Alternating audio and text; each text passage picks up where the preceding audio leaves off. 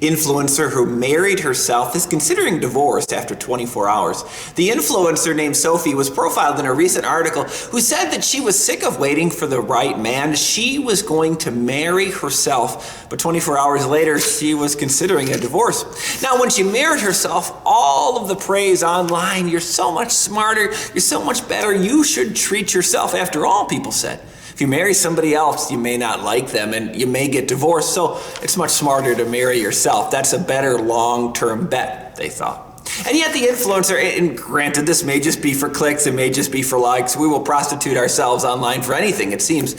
The influencer admitted 24 hours later, marrying yourself isn't great. That selfishness really doesn't pay.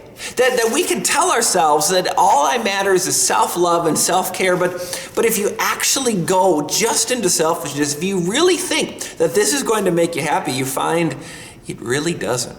Self-love almost always leads to self-loathing at the end. Psalm 77, I cried out to God for help. I cried out to God to hear me.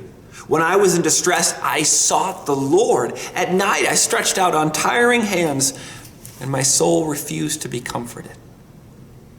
I need something deeper than self-love because it comes to be shallow, no matter how much social media praise I'm going to get.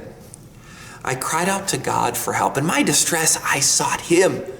He who can look past our sins because of the cross, He can love us in spite of our many wicked and evil misdeeds and still say, you know what, I want you in heaven.